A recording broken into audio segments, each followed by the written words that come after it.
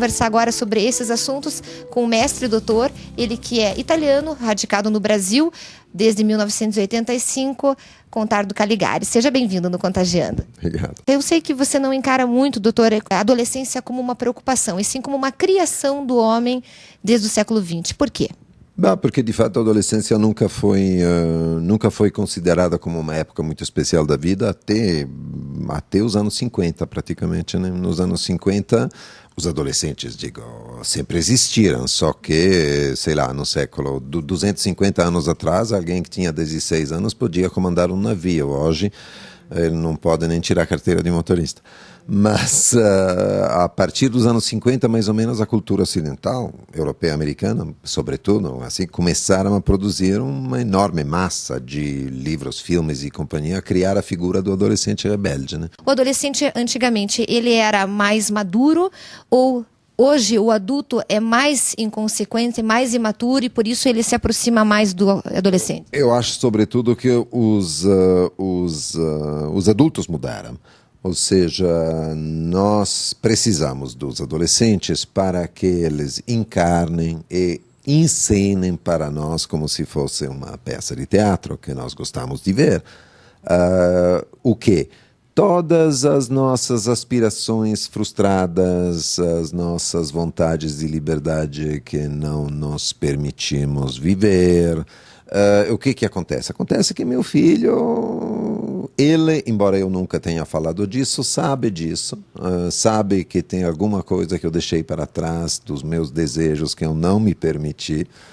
E ele sente que, no fundo, embora eu continue lhe dizendo você tem que ser como eu, médico, gerente, para casa própria e companhia, no fundo ele sabe que o que eu estou mesmo a fim de ver é que ele tem aquela vida que eu não me permiti. Por exemplo, isso é um reflexo de uma época onde os pais repreendiam muitos filhos, tentando fazer o melhor pelos filhos. A gente sabe que muitos fizeram uma vida totalmente diferente porque criticaram os pais e falaram, não, na minha família vai ser diferente. A minha família, eu vou ser amigo do meu filho e eu não vou repreendê-lo. Eu não vou ser o pai, aquela pessoa que se coloca num pedestal. Mas aí o filho vê que o pai, que é amigo, ele quer usar o tênis da mesma marca. Você também vai criar mais tarde uma filha que vai pensar assim, será que eu vou fazer igual a minha mãe e meu pai fizeram? Escuta, o que aconteceu foi que os adultos se deram conta que efetivamente os adolescentes eram o sonho deles, né? Então a gente os imita, com algumas pequenas diferenças, tipo a trilha sonora não é a mesma eventualmente, mas senão o adulto se parece cada vez mais com o adolescente. Existe uma idealização da adolescência que continua durante a idade adulta e pateticamente até durante a terceira idade. Resultado, não existe regra para tentar acertar numa educação. Não, regras não, mas tem jeito de lidar. Sabe, a primeira coisa é pensar que o adolescente é um cara que está vivendo a sua vida naquele momento. Então, não é um cara que está se preparando para a vida futura e deve ser tratado um pouquinho como um adulto, pelos pais em particular, e pelos professores e companhia também. Qual que é a maior guerra na cabeça de uma mulher, por exemplo, que chega no seu consultório que tem uma filha adolescente? Com uma filha adolescente é a rivalidade. De beleza, de conquistas masculinas, de ver, sobretudo, entre mulher e filha, a rivalidade é um drama que continua a vida inteira. E o que o senhor indica nessa situação? O divã com o Contardo Caligari. Não necessariamente é comigo, mas, não, sério, a rivalidade entre mãe e filha coloca problemas seríssimos na vida de ambas.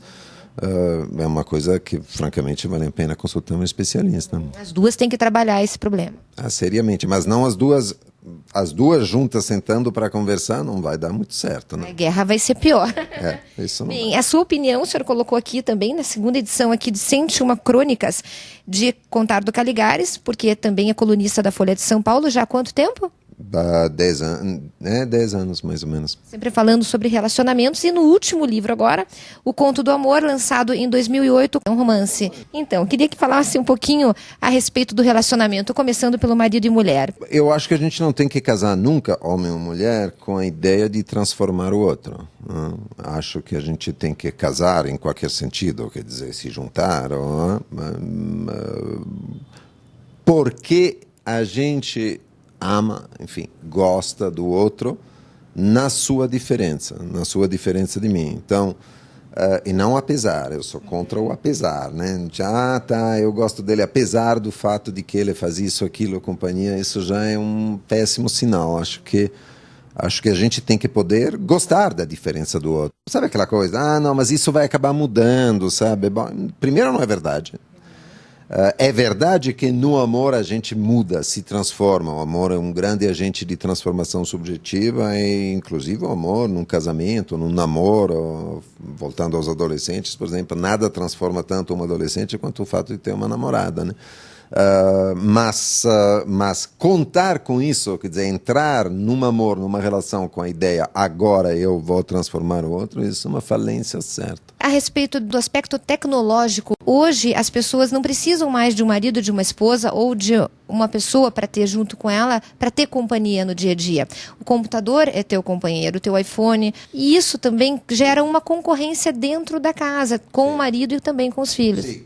Frequentemente, do outro lado dessa parafernália tecnológica, também tem outras pessoas, porque o computador é também sites de relacionamento, é também MSN, também, então tem outras pessoas do outro lado, né? Você falou, sei lá, o iPhone, o caramba, claro, se tem um lado iPod, fico escutando, mas tem também